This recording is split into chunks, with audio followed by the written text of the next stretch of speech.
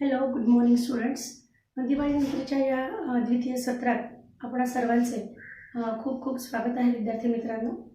आज आपण mathematics 2 trigonometry या चॅप्टरमधील प्रॅक्टिस सेट 6.2 मधील एक्झाम्पल्स सॉल्व्ह करणार आहोत. ते एक्झाम्पल्स सॉल्व्ह करण्याआधी आपण त्या संदर्भातच ॲप्लिकेशन ऑफ ट्रिग्नोमेट्री म्हणजे त्रिकोणमितीय गुणोत्तरांचा उपयोजनात्मक वापर कसा करतात हे आपण आधी बघणार आहोत आणि त्याचे जे संबंधित काही टर्म्स आहेत ते आपण बघणार आहोत आणि त्यानंतर आपण एक्झाम्पल्स सॉल्व्ह करणार आहोत. ॲप्लिकेशन ऑफ ट्रिग्नोमेट्रीमध्ये ॲक्च्युअल आपल्याला जर उदाहरणामध्ये विद्यार्थी मित्रांनो बऱ्याच वेळेला height of building, height of tree म्हणजे एखाद्या झाडाची उंची किंवा एखाद्या बिल्डिंगची उंची, एखाद्या टॉवरची उंची दिलेली असते, पण ॲक्च्युअल आपल्याला ती उंची मोजता येत नाही. तर मग त्याच्यासाठी आपल्याला ती उंची मोजता येत नाही किंवा मग एखाद्या शिप म्हणजे जहाजाचं लाईट हाऊसपासूनचं अंतर किंवा एखाद्या नदीची विड्थ हे आपल्याला काढायला सांगितलेलं असं उदाहरणांमध्ये आणि ॲक्च्युअल आपण त्याचं मेजरमेंट करू शकत नाही. मग ते डिस्टन्स किंवा ती उंची कशी काढायची तर त्याच्यासाठी आपण ट्रिग्नोमेट्रिक रेशोचा म्हणजे त्रिकोणमितीय गुणोत्तरांचा वापर करत असतो आणि तो वापर करून आपण ते गणित सहजपणे सॉल्व्ह करू शकतो. तेच आपल्याला या प्रॅक्टिस सेटमध्ये बघायचं आहे. तुमच्या पुस्तकात ॲक्च्युअली थोडीशी ॲप्लिकेशन ऑफ ट्रिग्नोमेट्रीबद्दल माहिती दिली बघा. We cannot measure the distance but we can find them with the help of trigonometric ratios. For the purpose of computation we draw a rough sketch to show the given information. मग तुम्हाला एक्झाम्पलमध्ये जी काही information दिलेली असते त्याची तुम्ही एक rough diagram काढू शकतात आणि त्या रफ डायग्रामवरून सहजपणे तुम्ही ट्रिग्नोमेट्रिक रेशोजचा वापर करून एक्झाम्पल सॉल्व्ह करू शकतात. तर ट्रिग्नोमेट्रिक रेशोज वापरण्याआधी त्याच्याशी रिलेटेड काही टर्म्स आहेत म्हणजे संज्ञा आहेत त्या काय आहेत हे आपण आधी बघूया आणि मग आपण एक्झाम्पल सॉल्व्ह करूया. त्यामध्ये पहिली टर्म दिलेली आहे तुमच्या पुस्तकामध्ये लाईन ऑफ विजन. बघा मी फळ्यावर डायग्राम काढलेली आहे. पहिली टर्म आहे line of vision. Line of विजनसाठी तुम्ही जर ही डायग्राम बघितली तर एक स्ट्रेट लाईन दिसते. This is A point and this is B point. If the observer at a location A is looking at an object B then the line A B is called line of vision. म्हणजे जर observer ए आहे आणि तो observer ए हा बी हा object आहे, या बी ऑब्जेक्टला ऑब्झर्व करतोय किंवा बघतोय तर ती जी डायरेक्शन आहे ती डायरेक्शन एरोने दाखवली आहे, त्यामुळे त्याच्यामध्ये ही जी लाईन आहे म्हणजे A B line this is called line of vision. हा एक पहिल्या प्रकारे पहिली टर्म आहे. सेकंड आहे angle of elevation. Angle of elevation मध्ये जर आपण बघितलं तर डायग्राम काढली बघा मी. इथे डायग्राम मध्ये हा एम पॉइंट आहे, हा पी पॉइंट आहे आणि इथे क्यू पॉइंट आहे. मग अँगल एम पी क्यू म्हणजे अँगल एम पी क्यू हा जो तयार झालेला आहे याला म्हटले त्याने अँगल ऑफ एलिव्हेशन आणि त्याचा ॲरोच्या दृष्टिकोनातनं म्हणजे ॲरो दाखवलेला आहे बघा की खालून वरती चाललेला आहे तो आणि this is called angle of elevation. Actually P and Q are 2 points such that Q is at higher level than P and Pn is the horizontal line through P. Then angle MPQ is the angle of elevation of Q with respect to line Pn. म्हणजे Q हा higher लेवलला आहे point, P हा lower लेवलला आहे आणि P पासून Q कडे ऑब्झर्व करताना जो अँगल तयार होतो त्या अँगलला म्हटलं angle of elevation. This is angle MPQ is called angle of elevation. ही झाली सेकंड टर्म. त्यानंतर थर्ड टर्म आहे त्याच्याशी संदर्भित angle of depression. Angle of depression म्हणजे डायग्राम बघा सेम वरच्यासारखीच डायग्राम आहे म्हणजे पॉईंट्स तसेच आहेत, फक्त अँगल ऑफ डिप्रेशन जो असतो तो खालच्या बाजूला तयार होतो आणि अँगल ऑफ एलिव्हेशन हा वरच्या बाजूला तयार होतो. This is P point, M point, this is P point, this is Q point आणि angle M P Q is called angle of depression.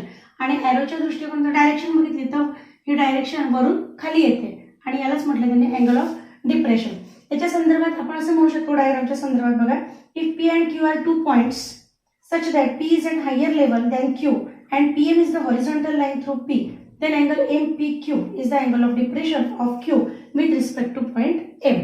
म्हणजे अशा प्रकारे या 3 रिलेटेड टर्म्स आहेत याचा वापर करून आपल्याला प्रॅक्टिस सेट 6.2 मधील एक्झाम्पल सॉल्व्ह करायचे आहेत. पहिले line of vision, second angle of elevation. Angle of elevation म्हणजे क्यू पॉइंट हा पी पेक्षा हायर लेवलला असतो आणि अँगल ऑफ डिप्रेशन मध्ये क्यू पॉइंट हा पी पॉइंट पेक्षा लोअर लेवलला असतो म्हणून त्याला म्हटलं अँगल ऑफ डिप्रेशन आणि याचा वापर करून आपण एक्झाम्पल्स सॉल्व्ह करणार आहोत. प्रॅक्टिस सेट 6.2 मधील आपण पहिलं एक्झाम्पल सॉल्व्ह करूया विद्यार्थी मित्रांनो. फर्स्ट एक्झाम्पल रीड करते बघा मी. A person is standing at a distance of 80 metre from a church looking at its top. The angle of elevation is of 45 degree. Find the height of the church. थोडक्यात या एक्झाम्पलमध्ये काय दिलं की एक व्यक्ती एका चर्चपासून 80 मीटर अंतरावर उभी आहे आणि तिथून ती व्यक्ती चर्चचं ऑब्झर्वेशन करते आणि त्यांनी स्पष्ट शब्दात दिलं की अँगल कसं आहे, एलिव्हेशन म्हणजे ती वरच्या टॉपकडे बघते म्हणून अँगल ऑफ एलिव्हेशन आहे. आणि तो अँगल ऑफ एलिव्हेशन दिला त्यांनी 45 डिग्रीचा. Then find the height of the church, म्हणजे तुम्हाला त्या चर्चची काय करायची आहे, हाईट फाइंड आउट करायची. मग सुरुवातीला जी माहिती दिली, इन्फॉर्मेशन दिली एक्झाम्पलमध्ये, त्याच्यानुसार मी ब्लॅकबोर्डवरती बघा रफ स्केच ड्रॉ केले, म्हणजे रफ डायग्राम काढली. मग त्याच्यामध्ये AB हे चर्च आहे. आपण सुरुवातीलाच बघितलं की ऍप्लिकेशन ऑफ ट्रिग्नोमेट्रीमध्ये मी बघितलं चर्चची हाईट, ट्री किंवा बिल्डिंग याला आपण एक स्ट्रेट लाईन घेणार आहोत जी तुम्हाला ग्राउंडला परपेंडिक्युलर असेल. मग मी इथे AB ही एक स्ट्रेट लाईन घेतली आणि त्याला म्हटलंय church. Let AB is a church, म्हणजे AB हे चर्च आहे. C is the position of the observer, म्हणजे C हा जो पॉइंट आहे या ठिकाणी तो ऑब्झर्वर म्हणजे निरीक्षण जो करणारी व्यक्ती आहे ती व्यक्ती इथे उभी आहे आणि ती चर्चच्या टॉपकडे म्हणजे A या पॉइंटकडे ऑब्झर्व करते. आणि त्याच्यामुळे जो अँगल ऑफ एलिव्हेशन फॉर्म झालाय म्हणजे अँगल ACB तो कितीचा झालेला आहे, 45 डिग्रीचा. Angle ACB is the angle of elevation आणि अँगल ACBचं मेजरमेंट दिलंय 45 डिग्री. आणि त्या चर्चची तुम्हाला ऑब्झर्वर पासूनचा डिस्टन्स दिलाय म्हणजे BC is equal to 80 metre, कारण हा चर्चचा पॉइंट आहे B हा आणि C हा ऑब्झर्वर आहे. मग दोघांमधला डिस्टन्स किती आहे, 80 metre. Therefore BC is equal to 80 metre. तर हे सगळं आपण त्या पुस्तकात जे आपल्याला एक्झाम्पल दिलंय त्या एक्झाम्पलमध्ये जी इन्फॉर्मेशन किंवा माहिती त्याच्यावरून डायग्राम काढली आणि त्या डायग्रामवरून आपण इथे माहिती लिहिली. मग आता आपल्याला चर्चची काय करायची, हाईट काढायची, म्हणजे तुम्हाला AB फाइंड आउट करायची. मग आता तुम्ही जर बघितलं तर हा चर्चची जी लाईन स्ट्रेट लाईन ही या ग्राउंड लेवलला परपेंडिक्युलर आहे म्हणून 90 डिग्रीचा अँगल झालाय B हा. And therefore triangle ABC is a right angle triangle, म्हणजे ट्रायंगल ABC हा कसा झालाय, काटकोन त्रिकोण तयार झालाय. मग काटकोन त्रिकोणालाच आपण ट्रिग्नोमेट्रिक रेशोज अप्लाय करू शकतो, आपल्याला माहिती आहे. काटकोन त्रिकोणाशिवाय आपण इतर कुठल्याही त्रिकोणाला ट्रिग्नोमेट्रिक रेशोज वापरू शकत नाही. मग इथे राईट अँगल ट्रायंगल आहे म्हणून इन ट्रायंगल ABC म्हणजे ट्रायंगल ABC मध्ये मग काय आहे, आपल्याला इथे हा अँगल ऑफ एलिव्हेशन दिलेला आहे. मग आपण इथे साइन, कॉस, टॅन यापैकी नेमकं कुठलं गुणोत्तर घेऊ शकतो हा आपण वापर करायचा. जनरली आपल्याला इथे ट्रिग्नोमेट्रिक रेशोज किंवा हे एक्झाम्पल सॉल्व्ह करताना टॅनचाच वापर करायचा असतो. पण समजा साइन घेतलं, साइन 45 घेतला तर साइन 45 मध्ये काय असतं, अपोजिट अपॉन हायपोटेनियस म्हणजे AB अपॉन BC. मग AB तर फाइंड आउट करायचं आणि BC आपल्याकडे नाहीये म्हणजे काहीच काढता येणार नाही म्हणून साइन तिथे घेऊन चालणार नाही. त्याच पद्धतीने कॉस पण चालणार नाही कारण कॉसला पण काय लागेल, हायपोटेनियस. हायपोटेनियस म्हणजे कर्ण आणि कर्ण आपल्याला दिलेला नाहीये त्यामुळे आपल्याला जे हाईट काढायची ती काढता येईल का, नाही. म्हणून मग आपल्याला घ्यायचं आहे टॅन. मग टॅन घेताना बघा tan 45 degree is equal to, मग टॅनचा आपण रेशो काय घेतो नेहमीच, opposite side divided by adjacent side. मग टॅन 45 अपोजिट साइड काय AB आणि ऍडजसंट साइड काय BC. म्हणजे अपोजिट साइड म्हणजे समोरील बाजू भागीला लगतची बाजू, ऍडजसंट साइड म्हणजे लगतची बाजू. मग समोरील बाजू काय AB आणि लगतची बाजू काय BC, that is AB upon BC. इथे लिहिलंय बघा मी opposite side upon adjacent side. मग आता AB आणि BC त्यानंतर टॅन 45 यापैकी ज्या व्हॅल्यू आपल्याला माहिती आहेत त्या व्हॅल्यू आपण पुट करूया. मग टॅन 45 ची टेबलनुसार व्हॅल्यू किती असते, 1. टेबल आपण शिकलो आहोत. मग टॅन 45 ची व्हॅल्यू 1 येते दिले बघा, टॅन 45 इज इक्वल टू 1. आणि AB तुम्हाला फाइंड आउट करायची आहे. BC ची किंमत किती दिलेली तुम्हाला एक्झाम्पल मध्ये 80 मीटर म्हणून इथे 80 लिहिलं. Then cross multiplication AB 80 into 1 80 metre, AB is equal to 80 metre. आणि AB म्हणजेच काय, height of the church. Therefore height of church is 80 metre. म्हणजे त्या चर्चची तुम्हाला जी उंची काढायची आहे ती चर्चची उंची आली आहे 80 मीटर. इथे आपलं फर्स्ट एक्झाम्पल संपलं विद्यार्थी मित्रांनो. यानंतर आपण सॉल्व्ह करणार आहोत सेकंड नंबरचा एक्झाम्पल वाचते बघा मी. From the top of a light house and observer looking at the ship makes angle of depression of 60 degree. If the height of the light house is 90 metres then find how far the ship is from the lighthouse. त्यांनी म्हटलंय की एक ship light house पासून विशिष्ट डिस्टन्सवर आहे आणि light हाऊसच्या top पासून एक व्यक्ती किंवा एक ऑब्झर्वर शिपला ऑब्झर्व करतोय आणि लाईट हाऊसच्या टॉप पासून तो शिपकडे बघतोय. म्हणजे अँगल कसा तयार झाला, अँगल ऑफ डिप्रेशन. पण तो वरून खाली बघतोय आणि त्याने अँगल ऑफ डिप्रेशन दिलंय पुस्तकामध्ये आपल्याला 60 degree. If the height of the light house is 90 metre, त्यांनी लाईट हाऊसची तुम्हाला हाईट दिली आहे 90 मीटर आणि मग त्याने तुम्हाला म्हटलंय की त्या शिपचं लाईट हाऊस पासूनचं डिस्टन्स किती आहे ते डिस्टन्स तुम्हाला फाइंड आउट करायचं आहे. Find how far the ship is from the light house. मग आणि त्याबरोबरच तुम्हाला √3 ची व्हॅल्यू पण दिलेली आहे. √3 इज इक्वल टू 1.73. याचा अर्थ एक्झाम्पलमध्ये कुठेतरी √3 पुढे आपल्याला आलेला आहे आणि त्याची व्हॅल्यू टाकून ते पुढे सॉल्व्ह करायचे म्हणून ती व्हॅल्यू त्यांनी तुम्हाला दिलेली आहे. बघूया म्हणा, आपण आधी रफ स्केच काढलंय बघा दिलेल्या माहितीवरून. AB हे लाईट हाऊस आहे, म्हणजे एक सरळ लाईन ड्रॉ केली आपण जी ग्राउंडला परपेंडिक्युलर असते आणि तिला म्हटलंय light house. AB is the light house. C is the position of ship, म्हणजे ते जहाज किंवा शिप कुठे आहे, C या पॉइंटवर आहे. हे लाईट हाऊस आहे AB आणि C हे शिप आहे. पण लाईट हाऊसच्या टॉपवरून, म्हणजे या टॉप म्हणजे ए पासून या शिपकडे ती व्यक्ती ऑब्झर्व करते आणि म्हणून तो अँगल कुठला झाला, angle of depression. AD is the horizontal and angle DAC is the angle of depression, आणि तो किती दिला आपल्याला अँगल 60 डिग्री.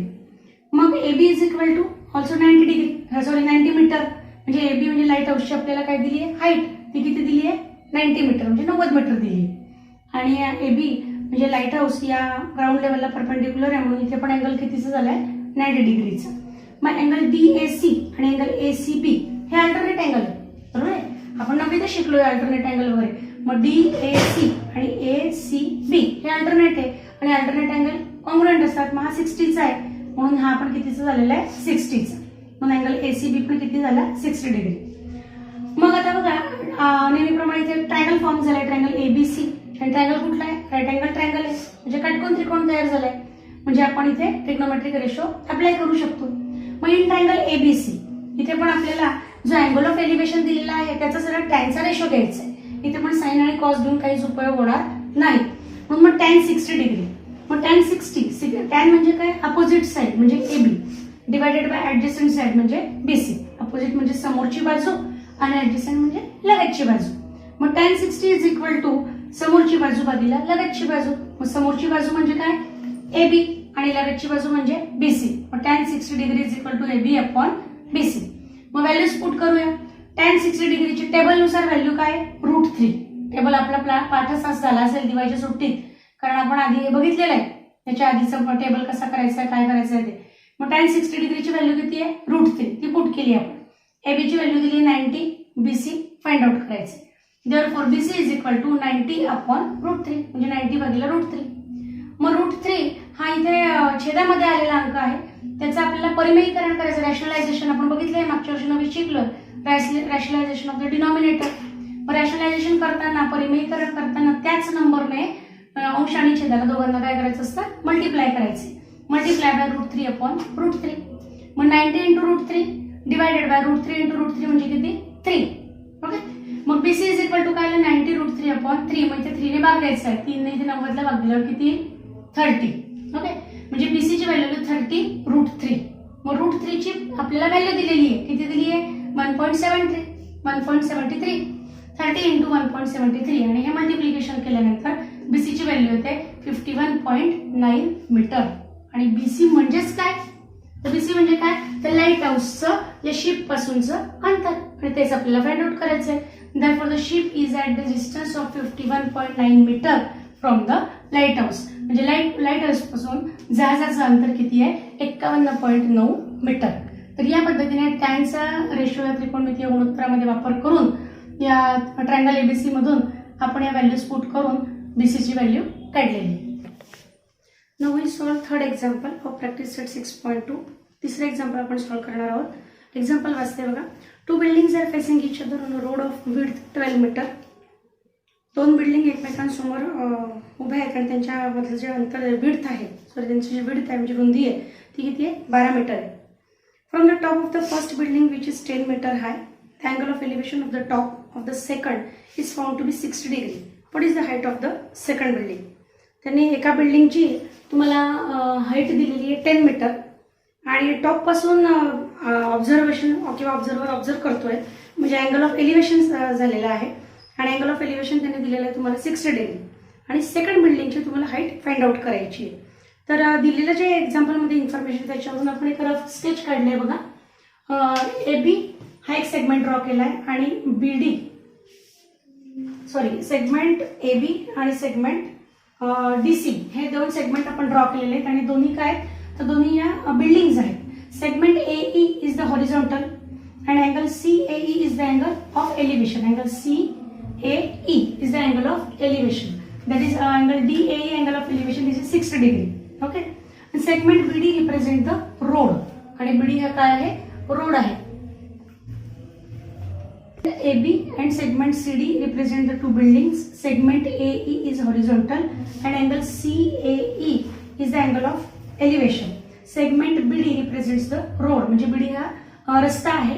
AB आणि CD या दोन स्ट्रेट लाईन्स म्हणजे त्या दोन बिल्डिंग्स आहे. AE ही त्यातली हॉरिझॉन्टल म्हणजे हा एक आडवी रेषा आहे आणि CAE हा जो अँगल आहे तो अँगल दिलेला आहे तुम्हाला 60 डिग्री म्हणजे अँगल ऑफ एलिव्हेशन. आणि AB या एका बिल्डिंगची हाईट दिली तुम्हाला 10 मीटर. ओके. आणि BD मधलं जे डिस्टन्स आहे ते दिलंय तुम्हाला 12 मीटर म्हणजे दोन बिल्डिंग मधलं डिस्टन्स. हे दोन बिल्डिंग या बिल्डिंग मधलं डिस्टन्स आहे 12 मीटर म्हणजे BD is equal to 12 metre. AB या पहिल्या बिल्डिंगची हाईट आहे 10 मीटर आणि angle CA is equal to 60 degree. आणि तुम्हाला फाइंड आउट करायची आहे CD या बिल्डिंगची हाईट काढायची तुम्हाला म्हणजे CD काढायची, CD ची हाईट फाइंड आउट करायची. मग या पद्धतीने आपली रफ डायग्राम तयार झालेली आहे. मग या रफ डायग्राम मध्ये जर बघितलं तर ABDE हा जो एक स्क्वेअर किंवा चौकोन दिसतोय हा ऍक्च्युली काय रेक्टँगल आहे. Quadrilateral ABDE is a rectangle.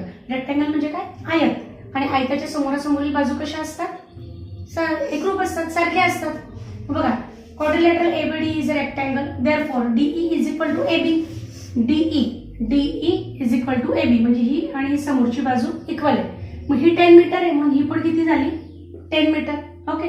Similarly AE congruent BD किंवा AE is equal to BD. मग BD किती 12 म्हणजे ही बाजू आणि ही बाजू इक्वल आहे. BD 12 आहे म्हणजे AE पण किती झाली 12. बघा मी ते मांडलंय. DE is equal to AB is equal to 10 metre आणि AE is equal to BD is equal to 12 metre. कशावरून opposite sides of rectangle are equal म्हणजे आयताच्या समोरासमोरील बाजू नेहमी कशा असतात समान असतात. मग ही 10 आहे म्हणून ही पण 10 झाली आणि ही 12 आहे म्हणून त्याच्या समोरची पण 12 मीटर.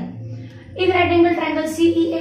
मग आता इथे उरलेला जो वरचा ट्रायंगल आहे हा ट्रायंगल कसा आहे राईट अँगल ट्रायंगल आहे कारण की हे परपेंडिक्युलर आहे इथला हा अँगल म्हणून राईट अँगल ट्रायंगल आहे CEA. मग या राईट अँगल ट्रायंगल मध्ये नेहमीप्रमाणे कुठला रेशो घ्यायचा 10 चा आणि अँगल किती आहे angle of elevation 60 degree.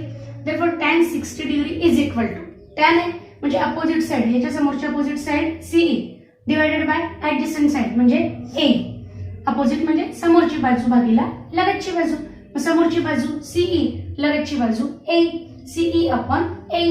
Put values put करूया. tan 60 ची व्हॅल्यू टेबल नुसार किती आहे √3 इज इक्वल टू CE माहित नाही आपल्याला काढायची आहे डिवाइडेड बाय AE. AE किती काढलेली आपण 12. रेक्टँगलच्या प्रॉपर्टीचा वापर करून AE किती आलेली आपली 12 and therefore CE is equal to 12 into √3 metre. मग आता इथे आपल्याला √3 ची व्हॅल्यू काही टाकायची गरज नाहीये. मग आपल्याला CE काढली आपण एवढी ही CE आली. आपल्याला काढायची CD. CE म्हणजे आपण एवढीच काढली आपल्याला एवढी खालची काढायची बाकी आहे पण ती आपली ऑलरेडी काढलेली ती किती ED 10 म्हणजे आता आपल्याला फक्त काय करायची बेरीज.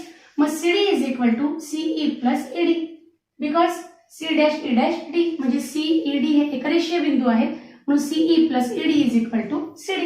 CD is equal to CE ची व्हॅल्यू 12√3 प्लस ED ची व्हॅल्यू 10 मीटर आणि √3 असल्यामुळे त्याची बेरीज होणार नाही म्हणून ती तसंच राहू द्यायचं म्हणजे CD ची व्हॅल्यू किती आली 12√3 प्लस 10 मीटर.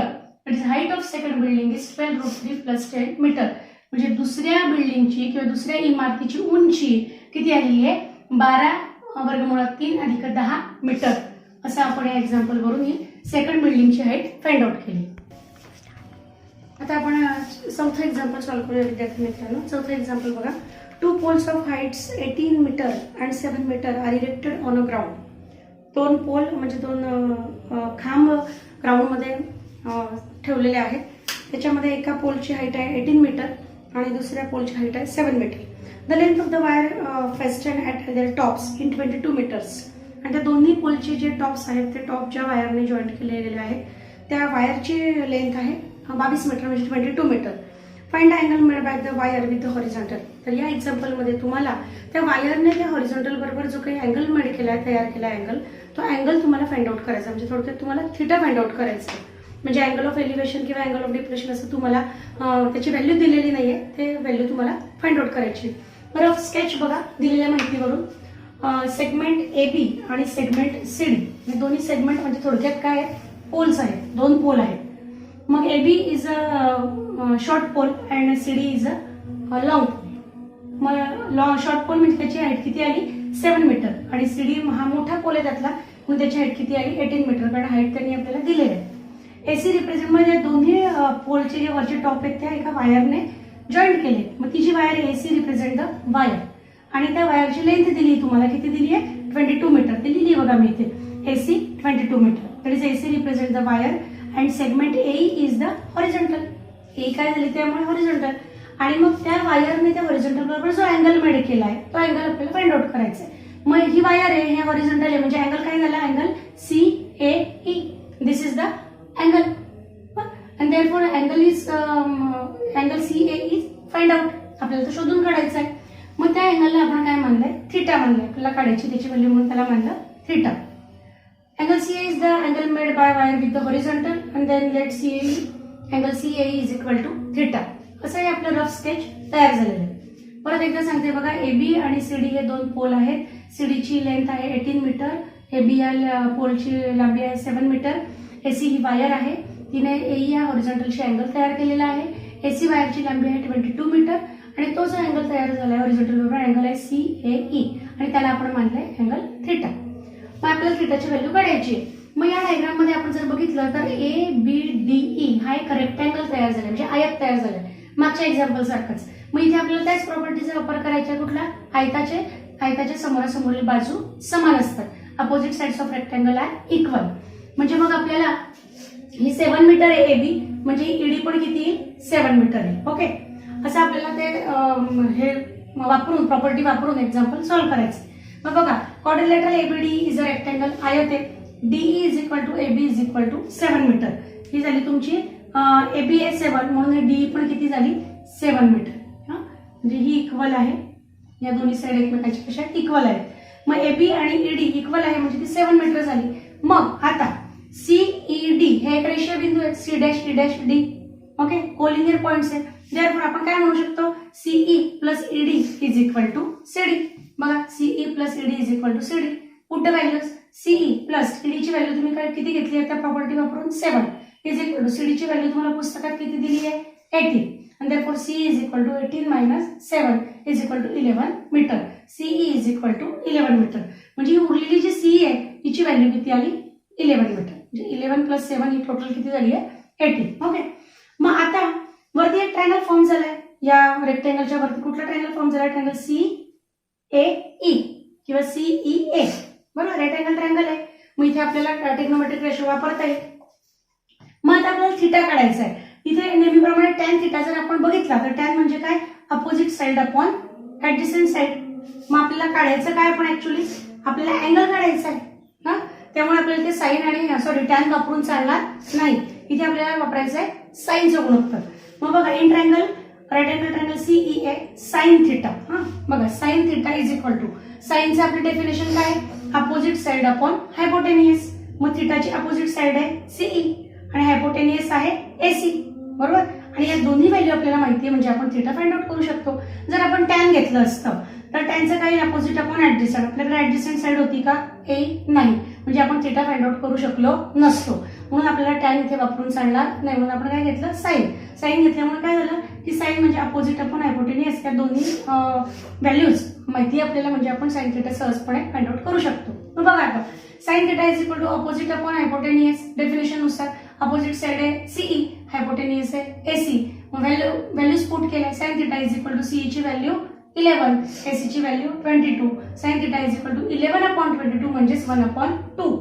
मग 1/2 ही टेबलमध्ये साइनच्या कुठल्या अँगलची व्हॅल्यू आहे तर आपल्याला माहिती आहे साइन 30 इज इक्वल टू 1/2 किंवा 1/2 म्हणजे साइन 30 ची व्हॅल्यू 1/2 आहे. मग साइन 30 1/2 आहे साइन थीटा आपला 1/2 आलाय म्हणजे थीटा किती आला sine theta is equal to sine 30 म्हणजे theta is equal to 30 degree. म्हणजे तुम्ही अँगल जो तयार झाला त्या अँगलची व्हॅल्यू किती आली 30 degree. That is the angle made by wire with the horizontal is 30 degree. म्हणजे जर तुम्हाला कोण या अँगल एक्झाम्पल मध्ये फाइंड आउट करायचा किंवा शोधायचा आहे तो त्या कोणाची किंमत म्हणजे अँगल CAE म्हणजे थीटा इज इक्वल टू किती काढली आपण 30 डिग्री. विद्यार्थी मित्रांनो अशा पद्धतीने आपण प्रॅक्टिस सेट 6.2 मधील एक्झाम्पल सॉल्व्ह केले. त्यानंतरचं 5th आणि 6th नंबरचं जे एक्झाम्पल आहे ते याच पद्धतीने सॉल्व्ह करायचे आहेत. फक्त तुम्ही व्यवस्थित एक्झाम्पल वाचून त्याचं रफ स्केच काढा आणि त्यानुसार सगळी माहिती त्यामध्ये तुम्ही इन्फॉर्मेशन फिलअप केली तर सहज तुम्ही टॅन किंवा साइन कॉस रेशो घेऊन ते एक्झाम्पल सॉल्व्ह करू शकाल याची मला खात्री आहे. त्यामुळे विद्यार्थी मित्रांनो 5वा आणि 6वा एक्झाम्पल तुम्ही होमवर्कमध्ये सॉल्व्ह करा आणि कुठल्याही प्रकारची अडचण आली तर तुम्ही ती विचारलीत तर आम्ही नक्कीच सॉल्व्ह करण्याचा प्रयत्न करतोच आणि सॉल्व्ह करून देतो. Take care and good bye.